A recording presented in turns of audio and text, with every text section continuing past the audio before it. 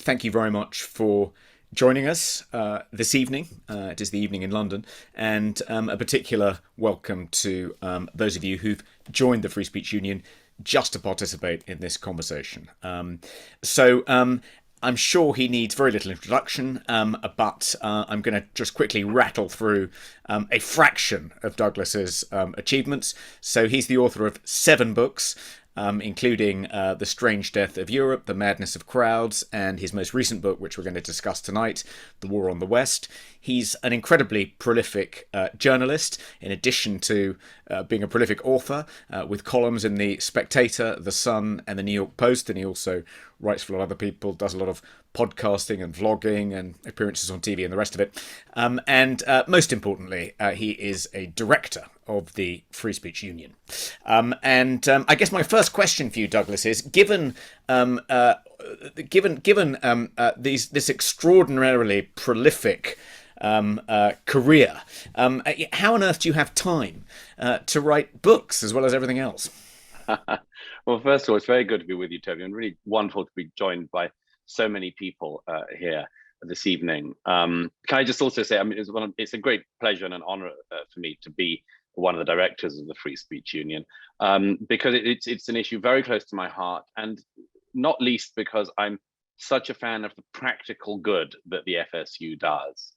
I've often worried in my career that a few people who have, I don't know, columns or get on TV or whatever, can sort of defend themselves and be defended by other people who do similar things, but that people in all sorts of jobs just don't have anyone to defend them if a mob comes for them, either online or in the workplace, any number of other things, and the FSU really gives everybody that opportunity to not be able to be picked off in the way that so many people have been in recent years. And so I'm just thrilled to be involved with the FSU and something that does so much practical good. So I just wanted to say that to begin with. As for time, I don't know, Toby. I mean, I had a dream years ago that whenever I wrote a book, I would retire into perhaps the countryside, into seclusion, and like Montaigne or somebody, sit in my library and write thoughts, and perhaps then go out again. I wasn't sure. I discovered that was totally impractical. And there are doubtless some people with us who are writers, and perhaps some who've written books or who want to write books. I can say that in the end, the secret to book writing is turn off your phone, turn off your emails, and start typing. That's basically what you have to do. You mustn't sort of think of it like, and I don't think of it like, being a sort of early 19th century poet waiting for the muse to strike. You could do that. You could wait for that all the time. You just have to work. So I do find time to do a lot of things. But the most important thing that I try to do is carve out time to read as well. If you write the amount that I do, it's very important that you also have tributaries coming into you, thoughts and work of other people. And so I really try to do that. And whether or not I succeed is another question. One thing that struck me on, actually, I've been listening to The War on the West, which I would thoroughly recommend, because you are a very good reader of your own work. Not everyone is, but I think it definitely adds a kind of another layer to hear the change in tone and register sometimes, and the kind of you're sometimes very sardonic, even sarcastic tone is. Well, it's a great pleasure doing audiobooks, because I actually enjoy doing them. I've done the War on the West. I did The Madness of Crowds. There's several really wonderful things about it. One of them is that you get an entirely new readership in a way. You get a lot of people who do jobs, for instance, where they get the opportunity to listen to books or podcasts or whatever. And so the reach of audiobooks is terrific. And then there's the simple joy, as I found it, of doing it, is that it's terribly funny. Now, I say that, of course, I mean, neither The War on the West nor The Madness of Crowds are humor books, but I quote so many mad people. And when they're on the page, some of these things are obviously ridiculous. But when you have to read them aloud, I mean, they're just bananas. And so both the last two books, I had to say to the sound engineers, I'm not laughing at my own jokes. Believe me, I'm laughing at the thing I'm quoting. And there's one in, and they actually kindly leave in the sort of my actual reactions to it, which is, and there's one, I think, I haven't listened to the audiobook of The War on the West, but somebody sent me a clip the other day of the bit where I'm discussing the academics in America who who tried to prove that 2 + 2 can equal 5 in order to defeat white supremacy or something. And in that bit, I start to laugh when I'm reading out what they're saying, and it's caught on the audio. And I think in a way that does it does bring something else out for sure. Yeah.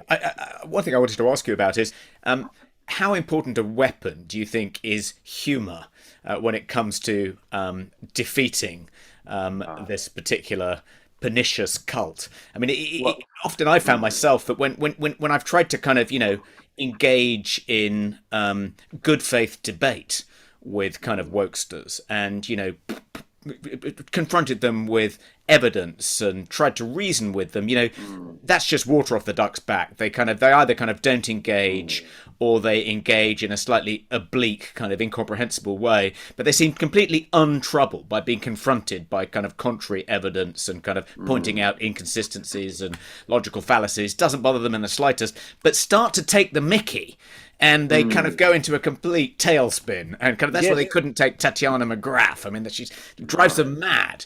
I mean, do you find that humor is a very effective weapon? I think so, and if you can be funny, then you should be. Not all the time, on occasion, simply because it's very important for a change of pace in books. I find sometimes it's just completely irresistible. You think, why would I not make that joke? And I am just struck by the fact that in our own era, as you well know, it's the FSU knows, comedians are performing an extremely important role in our society. I mean, much more so than I think at any time in my own lifetime. I don't think you'd have said even 20 years ago that you might have said that Harry Enfield, for instance, was funny, but you wouldn't have said that he was important in a way. But I think that comedians like Dave Chappelle, Ricky Gervais, and others are really important figures in the culture. Because the role of the comedian is obviously to say things and try things out on the edges of permissibility. And if everybody is basically more and more muted and silenced in a society and prevented from saying things that are obviously true, it falls to other groups of people to pick that up and sort of shoulder that responsibility for others. And it is an amazing thing that in our own era, comedians are doing that. They are and they are thinking about and expressing thoughts that we want to have expressed. And of course, the thing with humor, as you know, Toby, is that it's very hard to deny it. In that, even if there's something you don't want to find funny, sometimes, of course, especially if there's something you don't want to find funny, there's nothing you can do about it if it is funny. There's a sort of inevitability about it, and you particularly, the interesting thing with humor is you catch people out in lies. I mean, I've often seen this with audiences that somebody says something funny and people will laugh and then realize what they've just laughed at. And well, that's because your instincts were kicked in first, and then your own self-muting happened second. But humor is the most wonderful way through that, for sure. And there's something, I mean, the kind of woke left, the identitarian left, does seem to be kind of uniquely vulnerable to kind of having jokes made about them, because they seem to be uniquely incapable of laughing at themselves. Yes, very humorless. They only have one kind of register, which is kind of moral seriousness. Yes, hectoring. Hectoring, self-righteous rage, and you can't help but feel, that will ultimately be their undoing. You can't appeal, surely, particularly to young people, indefinitely by being so serious all the time, can you? Well, I mean, you can scold people for an awfully long time. I mean, there's plenty of evidence in that throughout history that the scolds do get a long way. But yes, you like to think that eventually that will break down. I mean, there is this thing that a number of people have pointed out, which is that, uh, there is a sort of puritanism in the air in our day that has come from what you describe as the woke left, which is very anti-sex, very anti-fun, and all sorts of other things. And I sort of like to think that such a movement does not have the chance of infinite success. One thing I would say, by the way, Toby, it's important to point out is that what I'm describing in the war in the West is what I think of as a layer beneath the woke left. I've never been enormously fond of the term woke, simply because it's one of these slippery terms. And what I'm concerned with, certainly woke, as we call it, is part of it. But what I'm concerned with is what I call Western anti-Westernists. That is people within the West, people in free democratic societies in the West, who just genuinely seem to have a preference for everything that's not their own. Admire everything so long as it's not from their society. Admire anything as long as it's from another culture, but have a sort of disdain for their own. And I certainly think that the sort of woke left thing comes out of that. But the deep thing is this thing underneath it. This what my late friend Roger Scruton called the culture of self-abnegation. That culture of being against the culture you're in. And this is a very troubling movement, because there are all sorts of anti-Westernists. There's Arab anti-Westernism. There's Chinese anti-Westernism, and these are striking movements. But Western anti-Westernism, the dislike of the West by people in the West, is one of the deep things of our time, and a lot of the sort of froth we see in the day's news very often comes from that.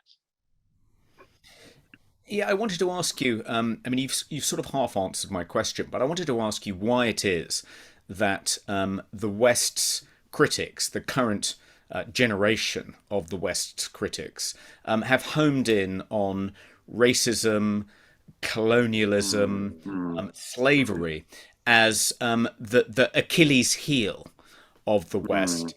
When actually, by those metrics, the West fares pretty well compared to some of its historical rivals and its contemporary rivals. Why did they home in on those things when actually we don't fare too badly by those things?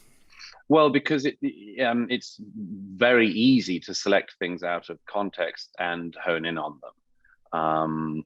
I mean, yes, I say that the three sort of foundational sins of the West that the anti-Westernists use are the accusation of Western racism, the accusation of colonialism, and the accusation of slavery. And that these three accusations, which are all, of course, intermingled in a way, are the main tools with which people attack the West. And of course, as with all attacks, if they're even modestly successful, they must be onto something. And they are, because, of course, I mean, nobody would deny that there's been racism in the past. Nobody would deny that the West engaged in slavery or colonialism. And if that's all you know, then you could sort of drill down on that endlessly. But as I try to show, first of all, none of these sins are sins which are unique to the West by any stretch of the imagination. And I mean, I'm afraid that very often, particularly in America, I have to say, the people who the people I'm critiquing have simply never traveled very far or widely, and seem to think that the sins they see in their own society are completely unique to their own society. They don't realize that racism exists in Africa in the current day. It exists in China. It exists in throughout the Middle East. I mean, for goodness sake, and that they don't realize that, for instance, colonialism was not just a Western sin. I mean, one of the longest and most important colonial powers in history was the Ottoman Empire. But you would be thought mad if you said we must judge all modern day Turks as being born into sin because of the Ottoman Empire. I mean, it'd be a very strange thing to do. And likewise with slavery. I mean, slavery has been a consistent of most civilizations throughout history. It's if you wanted to bring down things created by slavery, I mean, you'd have to tear down the pyramids in Egypt. They were not built by free laborers getting a fair day's pay for a fair day's work. You'd have to pull down the Parthenon in Athens, because it wasn't Alcibiades who took the stone up there. Unfortunately, people enslaving other people is a part of human history. But to pretend that it is the sole lens through which to understand Western history is, of course, by any historical standards, completely obscene and as I say, fundamentally unfair. I mean, you could do this to almost everybody, but it would be a strange thing to do. You would only do it if you were incredibly hostile to a country or a culture or a society, and you wished to level it in some way. And then, by the way, the final thought on that, which is this very important thing about the original sin argument. I mean, I'm sitting in America at the moment, and it's very common here. Prominent, officials, government officials, and others, United States ambassadors, United Nations, describes America as having been born in sin. I think this is a very strange way to view any society. You can say that terrible things happened in the past, and you were striving towards a more perfect union and haven't got there yet, and maybe never will, and maybe that's the point. But to pretend that there are societies which are innately evil in their origins is also, among other things, to assume that there are societies which are born good. There are Eden societies, Edenic societies, and then these awful other societies. And I think these are absurd claims to make, and they're all around us. They're all around us. Yeah. One more question, and then let's go to the people in the audience. But in some ways, these three accusations have been very effective at destroying people's confidence in the West, Yes. persuading younger people that there is something uniquely evil about the West. But the reaction to those accusations by powerful cultural institutions, by our political leaders, by the leaders of large corporations, rather than become defensive or deny those allegations, the reaction has been to embark upon this kind of endless stream of penitence and apology and ritualized racial self-flagellation, all of which suggests that far from being uniquely evil, there's something uniquely good, and at least a kind of concern to kind of morally cleanse ourselves of sin.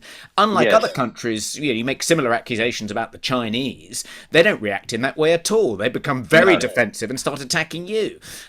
So in a sense, doesn't that mean that it's not the most effective way to expose the shortcomings of the West, because the way in which most kind of Western leaders react to those accusations actually shows them in quite a good light in some ways?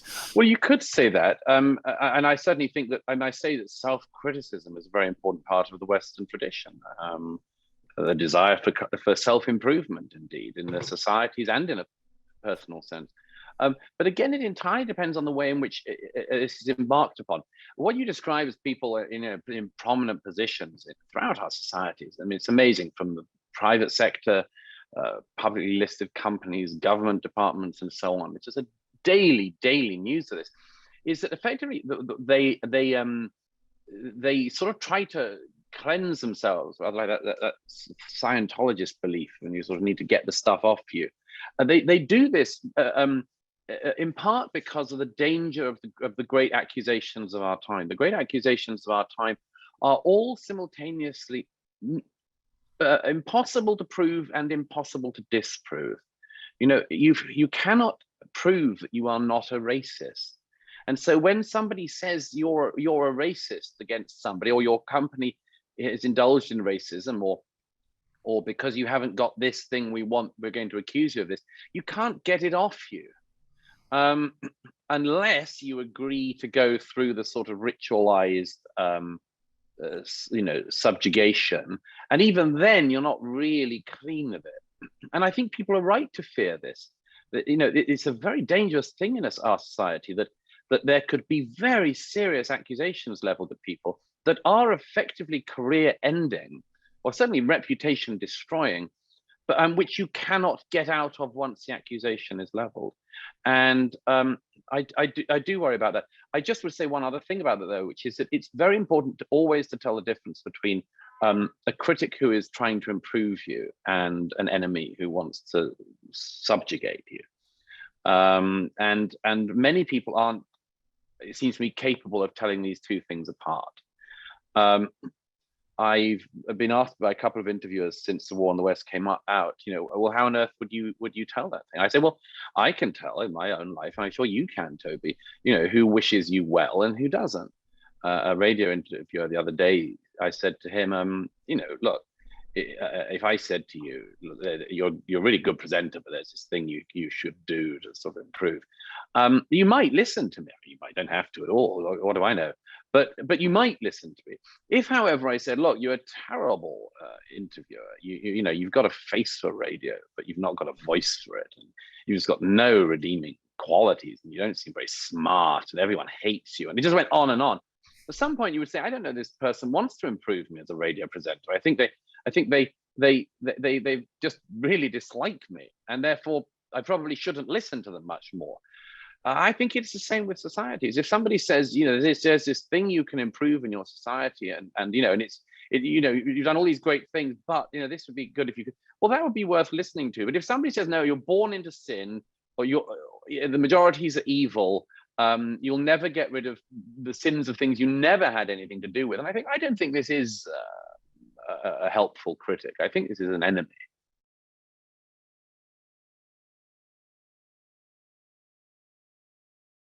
I mean, some, yes, some. As a whole, no, I'm not a party political person. And one reason is always what I see done by parties when they're in power. I think there are people who give me enormous hope. I think that Kemi Badenoch, for instance, in the current government, has done an enormous amount, very, very effectively, to push back on some of the things that have come her way in the way of the government. I think it's very, very important that that people of any background are seen to say, no, you will not rewrite our history, you will not rewrite biology, you will not rewrite everything and make us agree with, we're not going to listen, as I say, to the stupidest people in the room telling us to educate ourselves. It's very important that people do that. The fact that Kemi, who happens to be black herself and obviously a woman, is saying that definitely has an additional impact. But I just like it if it wasn't just her. I wish it was possible that lots more of the government and others could do that. And what I really, the thing I really resented, and I mentioned resentment as a terrible instinct, but was the fact that British politicians seemed so incapable in the summer of 2020, so incapable of doing what, for instance, the French president Emmanuel Macron did, which was to say, just because this cultural revolutionary moment had emerged in America didn't mean we had to imbibe it in Britain. And we could have had political leaders who said what Macron said, which is nothing is coming down. We're not erasing any of our history. We're going to learn from it. I would have liked to have seen British political leaders say that, and they didn't. They sort of cowered. Even Boris Johnson himself, who doesn't mind comparisons with Winston Churchill, it took an awfully long time to come out and even, object to the fact that Winston Churchill's statue had been repeatedly attacked, and that it ended up being boxed up, of course, in this famous steel box, which only came down, as it happened, when Macron came to London to I think to celebrate the Free French in London during the war. And I think that it was obviously thought by the British authorities that it might be embarrassing if Macron came to London and discovered that you couldn't have a statue of Churchill out in the open in Westminster. But yes, I'm surprised at how pathetic most of the government are on these things. I wish they weren't. I wish the Labour Party weren't either. I don't see why it's the right-left thing. I don't think it is at all. I mean, there's such a great, there's a great left-wing version of British history to celebrate as well. I mean, and indeed just a unifying thing. It doesn't have to be left or right. The things we agreed on, heroes we agreed we had, things we knew that we'd done done good with. I don't understand why they find it so hard to make the case for ourselves.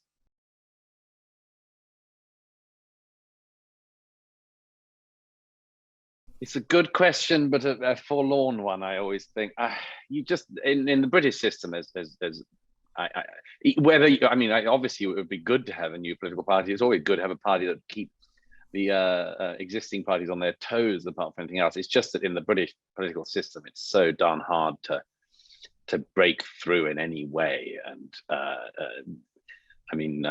look at the percentage of support that UKIP had when before the referendum, and it translated really only into seats of people jumping from the Conservative Party to UKIP win their own seats, like Douglas Carswell.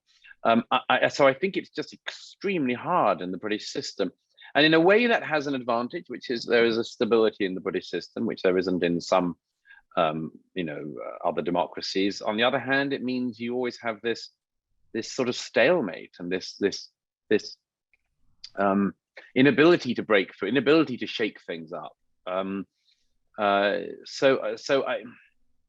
It's always a sort of dream, I think, that people have, but I don't know how it would work. Let me jump in, Douglas, and ask you what you think of Ron DeSantis. Do you think that he's the most interesting and in some ways the most impressive in the Republican candidate field? Yes.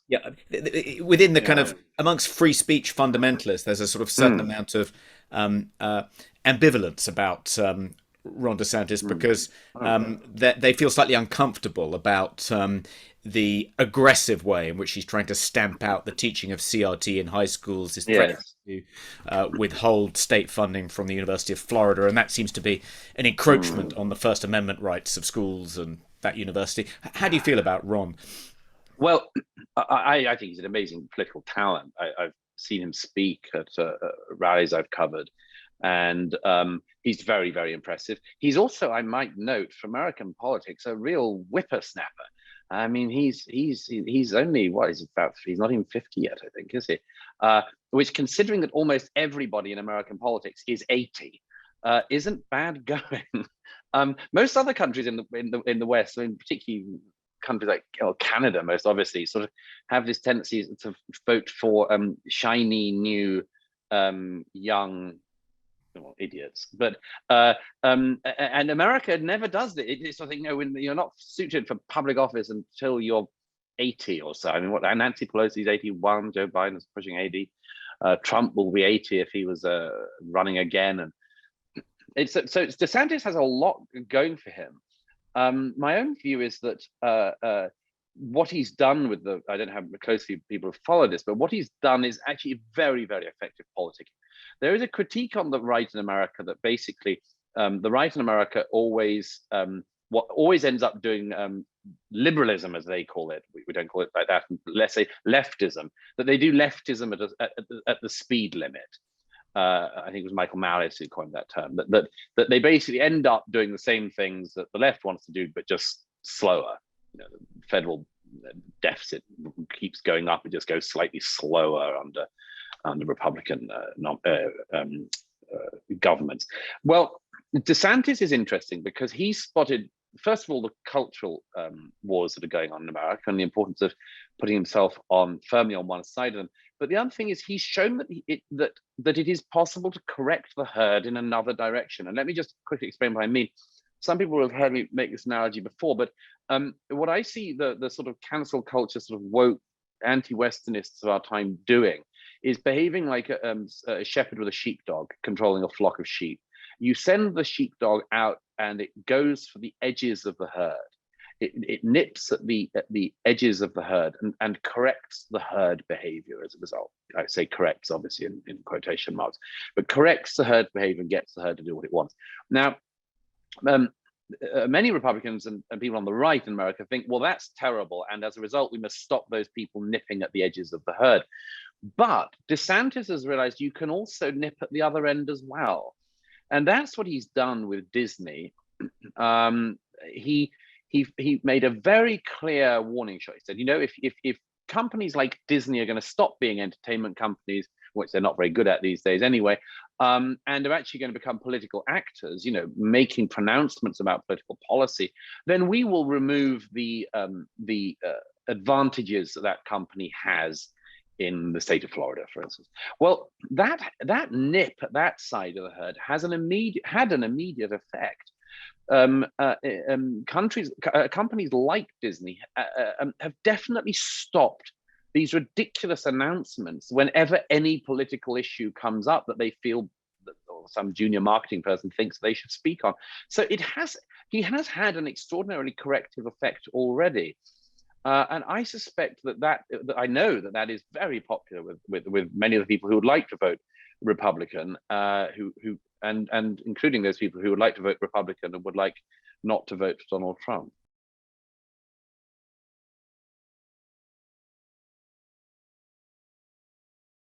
That's such a good question, particularly the kicker at the end, because I have come to this conclusion. I think that there are people who particularly wind up various opponents. I've noticed this throughout my career. I mean, my friend Ayaan Hirsi Ali, for instance, when she spoke about Islam, got far more rage and pushback because she is a black woman and a former Muslim. People minded much more if she spoke about these things than, say, if I did.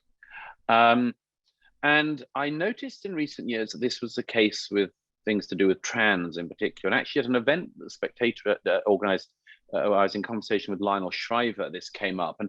And I've been very struck by it since. If you look at the people who, I mean, of course, like Dave Chappelle has got a lot of criticism and now it's turned physical as of the other week for his comments on trans. Ricky Gervais is undergoing it at the moment.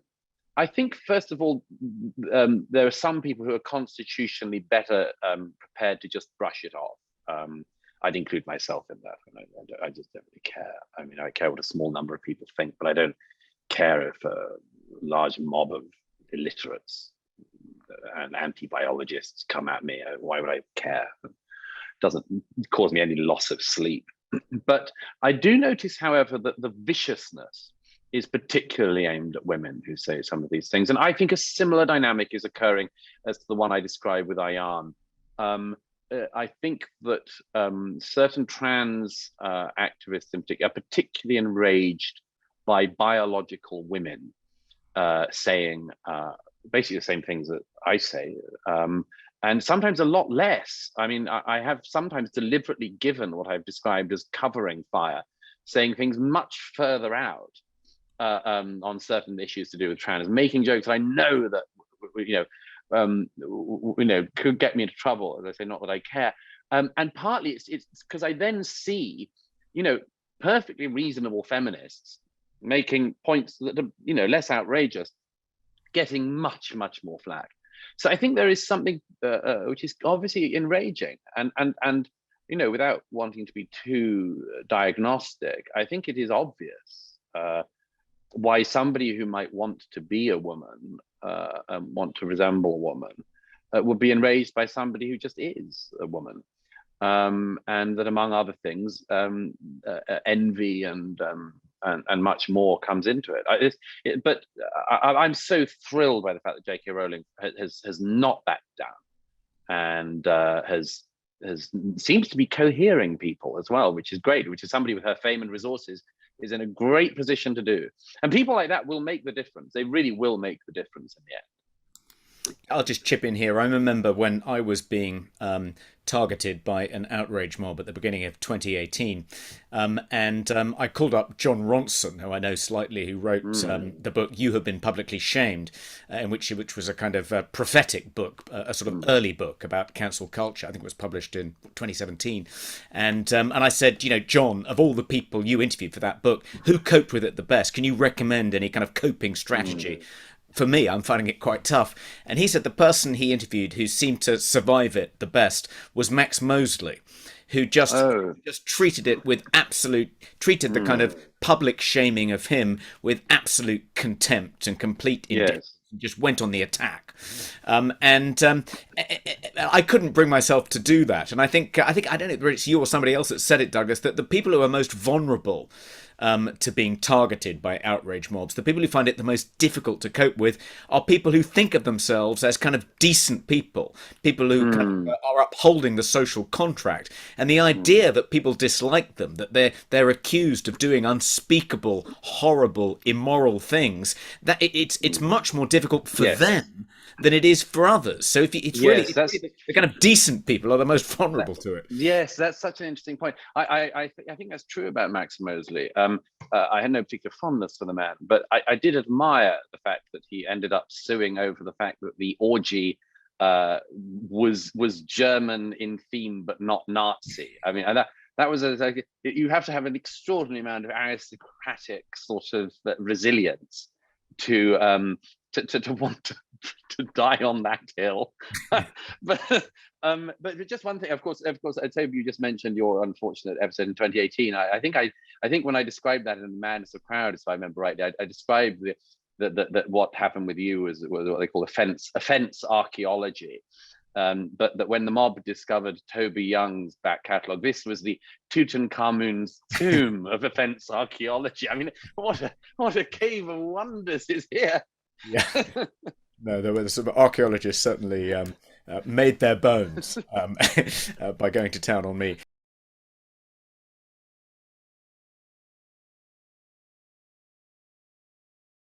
I'm inclined to think that they're bad ideas, full stop. But with the proviso that you'd want to make sure that everyone agreed on one thing in particular, and I've proposed in the past actually that we do agree on one thing, and that you could get unanimity pretty much from political right and left if you agreed on the following, which is that our aim in the societies in the modern West should be that nobody with a competency to perform a task should ever be held back from achieving what they're capable of achieving by dint of some character trait over which they have no say.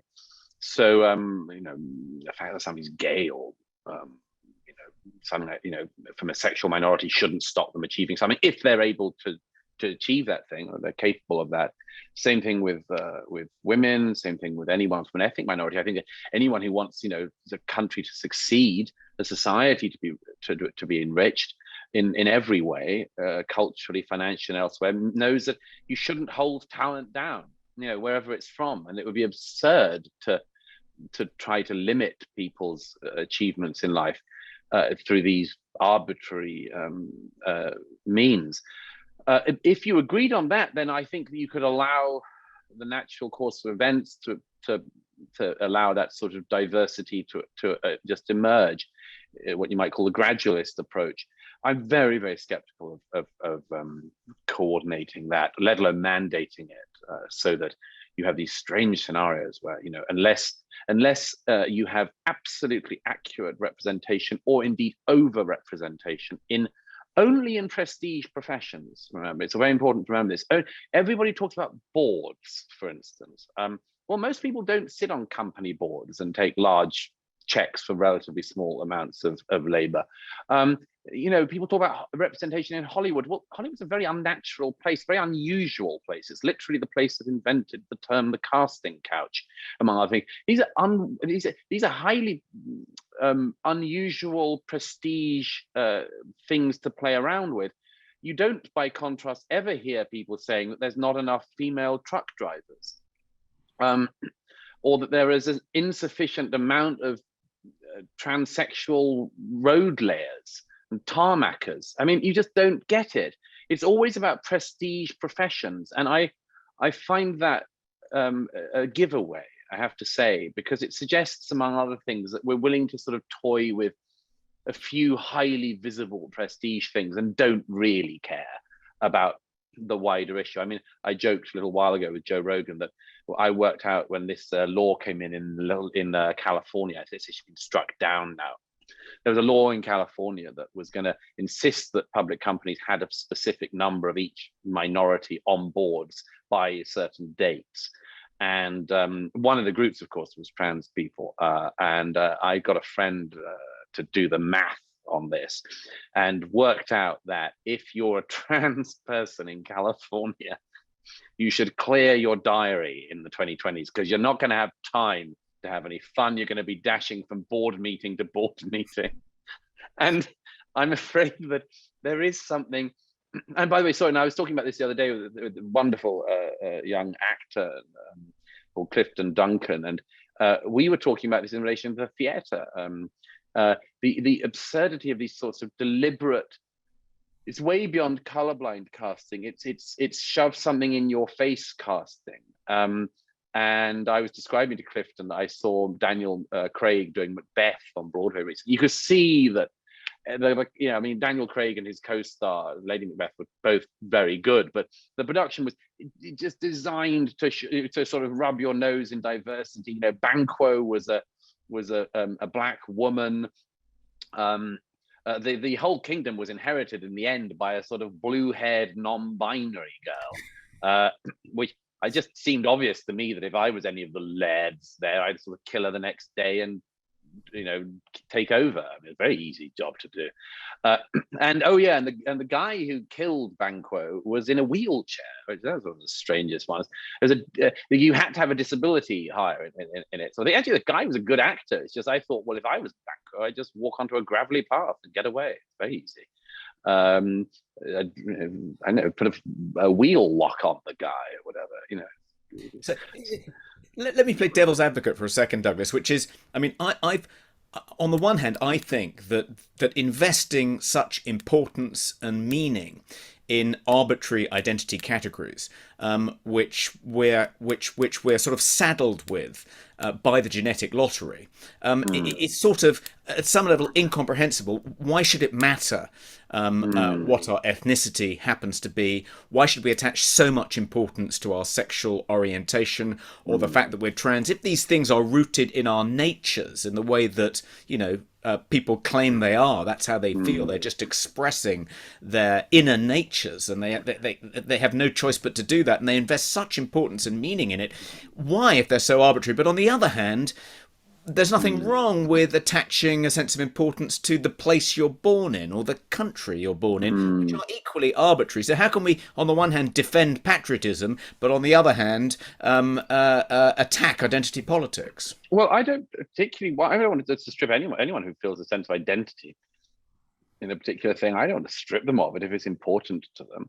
I mean, for instance, there are people I've never held this view. There are people who are gay who sort of say, gay pride, and I was never in favour of that as a slogan, let alone as a business racket. But because I always said, well, if there's something which is something you shouldn't feel any shame in, there's no reason to feel any pride in it either. It's totally arbitrary. It's morally neutral. And I think that with all of these things, I think that when people say I'm very proud to be a woman, I sort of think, well, I know. I mean, you can be proud of achievements as a woman, but I mean, it would be weird to me to say I'm proud to be a man. I don't think it's a judgment in itself. It's a starting position. That everything else in your life is about the value you're going to bring to things and what you're going to add to them, not the magic of just you. And I mean, this is what a lot of people say, particularly in authorship and so on at the moment, which is because, of course, the publishing industry, for instance, is desperate to get trans authors, black authors, and much more. And fine, but they say the argument is they say that that these people are going to bring new perspectives. And you go, well, they could, but they won't necessarily. Not necessarily. There's a writer who got quite a lot of praise last year and then died, unfortunately, young. Who's a Cambodian gay novelist in America. And I read his work and I thought it didn't really bring us anything. And everyone said, oh, this is the first Cambodian gay novelist. And well, sure, but I mean, Jane Austen had more imagination. I'm not, what I'm saying is it's not in itself that interesting. And this is one of the things in the War in the West that I talk about, which is we have to get to the stage where we're allowed to discuss interesting things again. I'm not interested in looking at Immanuel Kant through the prism of racism. I'm interested in Immanuel Kant. I'm not interested in what Cambridge University has just started to do, which is to look at Mozart through the lens of colonialism. It's not very interesting. There's not very much you can learn. Cambridge University also says they want to look at Stravinsky through the lens of what they call musical appropriation. He didn't appropriate, he was listening. Now, none of these things are very interesting. By comparison, Mozart's symphonies and operas are very interesting, much more interesting than looking at them through a colonialist lens. Immanuel Kant's thought is much more interesting than the fact that there was racism in Kant's day. What exactly do people want to learn from this? And then there's a follow-on, so a final thought on this, but the follow-on point, which I keep wanting to come back to and try to drag people back to, is even if we could do all of this, even if this game that our era seems to have decided we should be playing was a winnable game, and I'm not persuaded that it is, would we end up winning against China in the 21st century? In other words, is this actually the best way to unleash the full potential of highly diverse and free societies? Or is it actually something that is going to hamper us, keep people down, suppress talent, make people more beleaguered? Or is it going to free things up? I think it's not freeing us up. I don't see art being much better today because of representation. You know, I don't think the crap that goes into the Turner Prize each year is like better because there's better representation. I don't see, you know, there are some advantages to diversity, but are they endless? I don't think so. I don't think the perfect company, look, I don't think it's necessarily the case that the greatest companies of the 21st century are going to rely on having exactly the correct diversity requirements. I think it'll just be highly unusual, motivated, brilliant people of all sorts of backgrounds who just break through. And that should be what you should try to be encouraging in a society. And it's so weird that we've got stuck on these games of identity.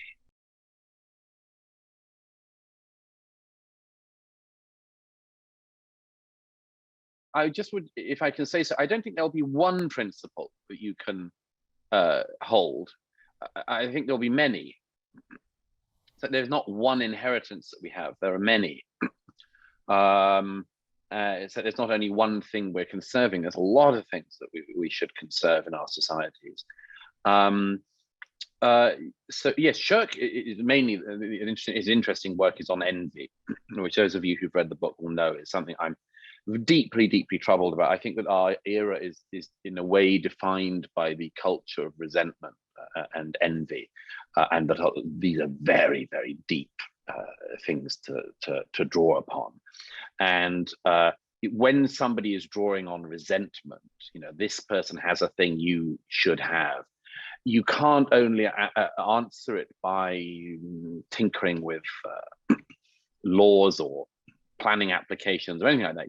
You would have to answer it at an equal depth, and the obvious depth to answer to that with is gratitude, and that as I say at one point in the War on the West, that's the thing that is so distinctly lacking in Western societies today, is the disappearance of gratitude as a virtue. Now, I mean, again, maybe this is, some people will think this is too abstract. I would urge people to reconsider if they do think that, and for the following reasons. I suspect that everybody listening, everybody joining us today, knows or has encountered the following two people in their lives. First, somebody who appears to have very little in material terms, perhaps in other terms, and who lives a life of generosity, kindness, and gratitude. I suspect we've also all encountered at some point in our life somebody who seems to have rather more than other people, perhaps wealthier than other people, has more attributes, maybe more beautiful, all sorts of things, but who is eaten up by resentment. They didn't get what they wanted. Their sister once got something they wanted and they didn't. Their aunt once said something, and these sorts of things. Now, why do I point this out? Simply because it shows that these things transcend all class boundaries, all racial divisions, all political divisions. These are human. These are human instincts, and we have probably all, at some point in our lives, risked being that second person ourselves. Risked. I mean, you know this, Toby. I mean, you know, particularly when the world is bad to you. we all have the opportunity to become resentful people, and we have to find ways as individuals, because we know that to be a resentful person is to be an unlikable person among much else, and an unhappy person. Whereas if you can live a life of gratitude, and it is not easy for some people. Some people are dealt a bad hand in this life, and it's not easy to be a person of gratitude. But if you look around at what we have in the West and what is being torn down, our history and much more, you can look at it and endlessly tear it apart, or you can be somebody who looks around and recognizes some gratitude. You know, not, for instance, in American terms, that some of the founding fathers didn't have all of the views that we have in 2022 about race, but wow, was Thomas Jefferson farsighted. You know, gosh, was George Washington a man. Same thing in British terms. We could endlessly ransack the past and find everybody lacking, or we could be very grateful that we've had people in our past who made good decisions that we've benefited from and that we are benefiting from currently. You know, there's a quote from American sportsman Branch Rickey, who I quote toward the end of the war in the West, who said something I've become very fond of. He said once, he said, because I've often talked about luck. I talked about luck a lot in Strange Death of Europe, the difficulty of dealing with your luck if you're born in the modern West, because there is a type of luck. We know that people are very unlucky when they're born in certain societies, and that comparatively we should regard ourselves as lucky. But Branch Rickey once said, luck is the residue of design. Luck is the residue of design. It's not just luck. It's that men and women before you did things and made judicious decisions and much more that means that you are in this lucky position.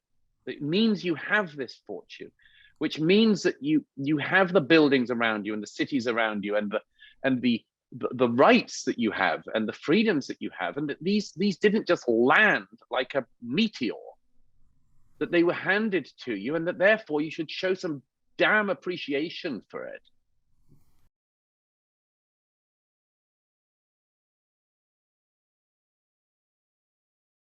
It's a very good question. Of course, some of the people I'm talking about are incapable of reading any long book, or I think any short book, come to that. So that's a problem. One of the things I have consistently found is that many of my critics simply don't read what I write.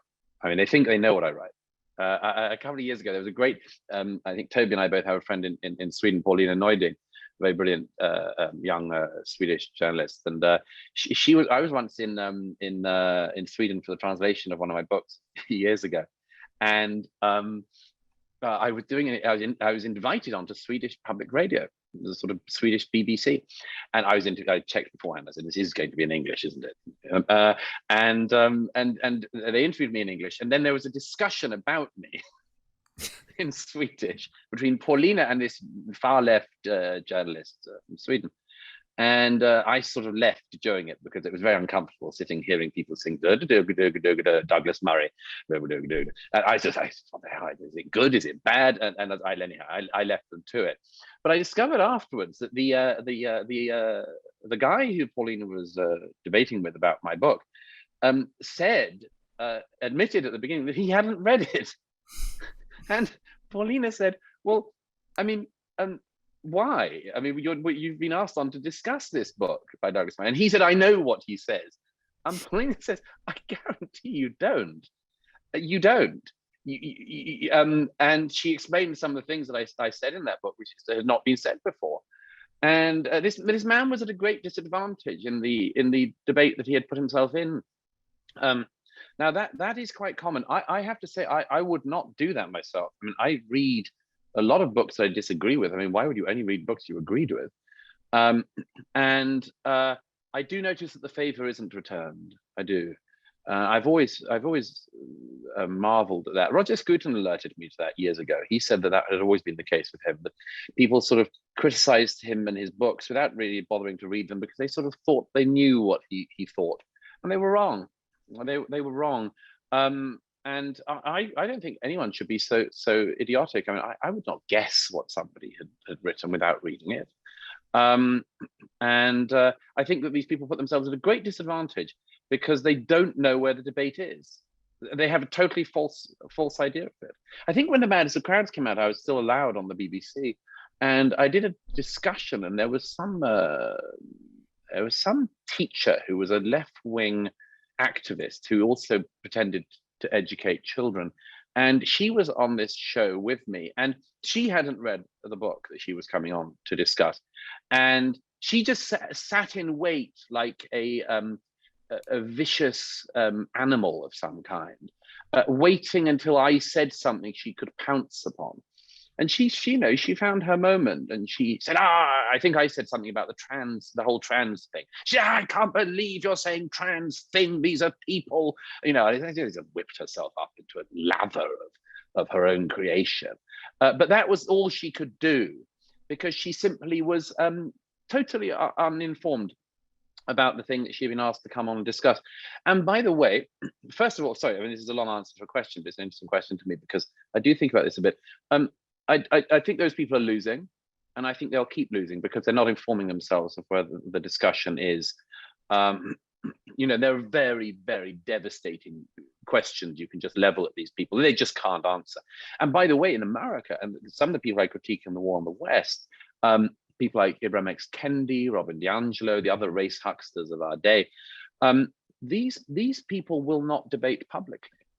This is a very, very interesting. I've suggested to friends like Jordan Peterson that we shouldn't refer to these people as public figures because they're not. They're sort of private entities whose work is forced through the public and private sectors without any analysis. Somebody who puts out views and then will not defend them in public clearly does not feel that they can defend their views. Now they say, of course, I won't debate with the KKK. That's not where the debate is. You're being asked to debate your ideas with people who see that there are big problems with them. Yeah, I'm reminded of that J.S. Mill quote that he who knows only his own side, yes, on a particular issue knows little of that.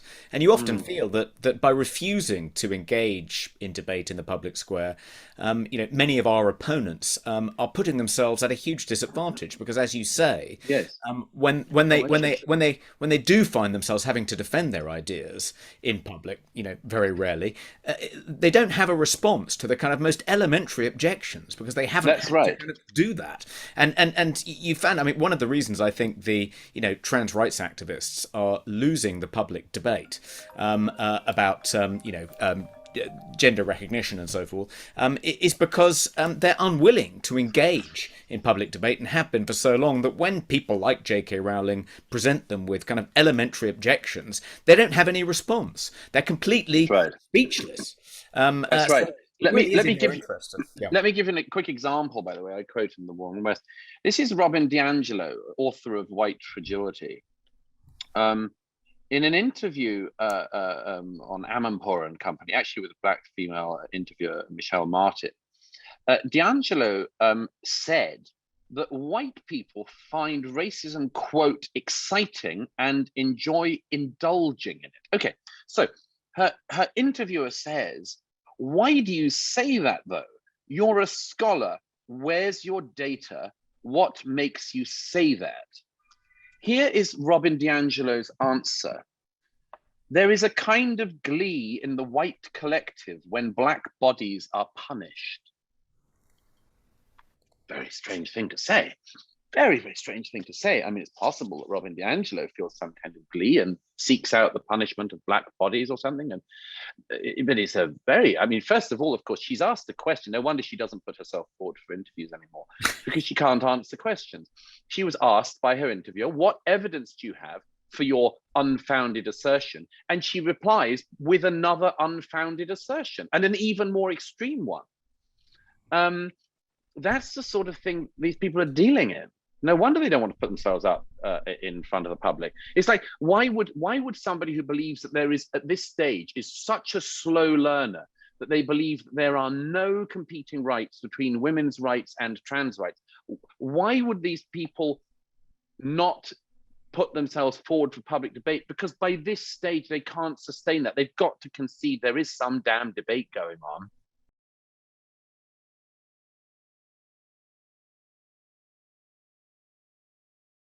I can't reveal what I'm writing my next book, because I never do. And I'm always very, very careful about talking about next books, because there's a possibility, as a late Persian friend of mine used to say, that you will talk the book out. So I always try to avoid it.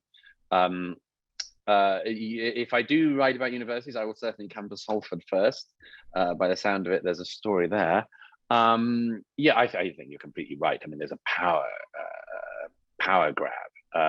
And a power grab by essentially successful political operators who have very little imagination or ability and would ordinarily be unemployable, it seems to me. I mean, there's look at the booming. I mean, it's certainly the case in America. The boom in university, the cost of going to university has rocketed up in recent decades. And what is the bit of the university that has expanded most in this period? The bureaucracy of the university. And I suspect it's the same story in the UK. That academics feel they have ever less freedom, whereas the bureaucracy has ever more freedom over the academics, and that this is the I mean, this is a disgrace.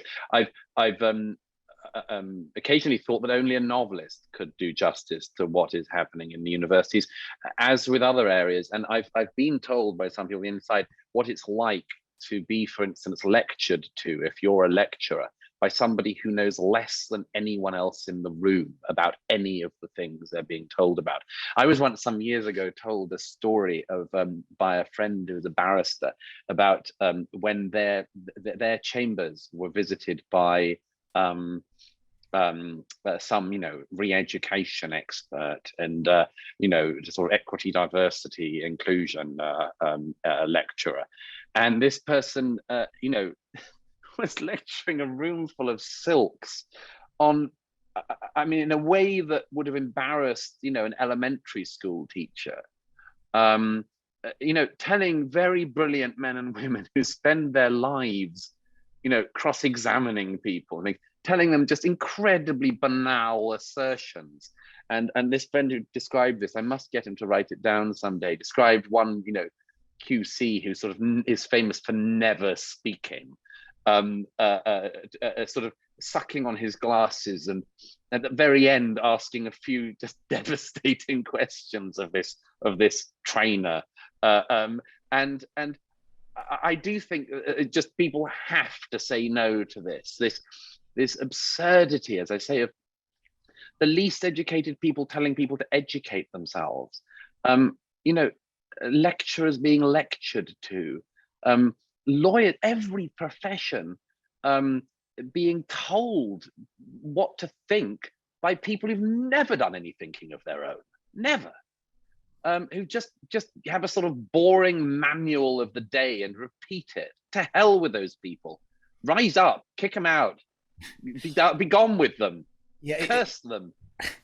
One thing I can't help but notice, Douglas, is how often the people who are cancelled are some of the most brilliant people in our society. Yeah. Absolutely. Not just historically, like, Shakespeare and Mozart, but, Joshua Katz cancelled a couple of days ago, one of the most brilliant classical scholars of his generation. There was a story on Barry Weiss's Substack last week about, one of the leading scientists of our era has been Me Too'd for kind of completely spurious reasons, and now can no longer practice science, and if you stack up the column, of all the kind of incredibly talented, brilliant people that have been cancelled, either, in the contemporary world or historically, and put them against, the trainers, who are lecturing the QCs. That's right. Surely, at some point, just comparing these two columns, we're going to end up winning, aren't we? Well, I mean, I'm so glad you say that, Toby. And we should finish on a positive note, also because I think it is positive what's coming, because I think the counter-reformation is underway. There's much more energy on our side in this than there is on the other. By the way, I said this a couple of years ago, and Rod Liddell packed out the London Palladium I went backstage to see. It was an evening with Rod Liddle, and there was like 2,000 people. I went backstage to Rod's green room afterwards, and sort of changing his T-shirt. It wasn't a very elaborate or green room. And I said to Rod, I said, that was a fantastic evening. I said, and you know what? I don't think Yasmin Alibi Brown could have packed out this theatre tonight.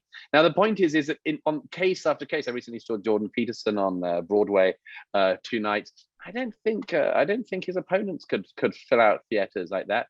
I think there's an enormous amount of energy on our side because there's a desire for the truth, basically, and a desire to see through the bullshit. And what you just described, Toby, is absolutely the case. You mentioned Shakespeare. I've got to say this. One of the things I describe in one of the chapters in The War in the West is what's being done with the culture. Just everybody in the West being eradicated this way. And one of my favorite examples is the Globe Theatre, meant to sustain the reputation of the works of William Shakespeare. That's its sole damn job. Ends up decolonizing Shakespeare last year, and one of the participants describes, because Shakespeare uses the language of light and darkness and just blackness at one point. This American academic said this Shakespeare's language, it's all over the place.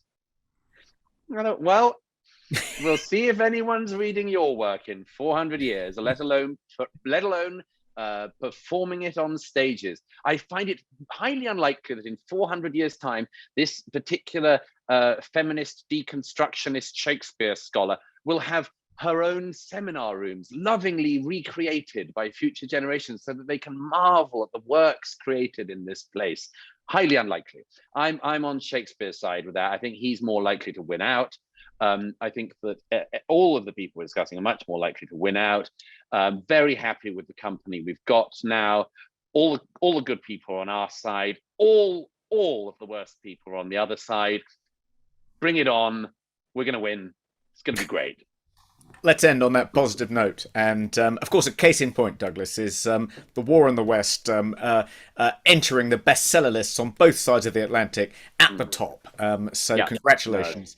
Well, I'm very grateful to my readers, so thank you. And if you are going to read it, I recommend listening to Douglas narrate it, which is a real pleasure. Thank you very much, Douglas. Thanks for giving us so much time. Been a huge pleasure.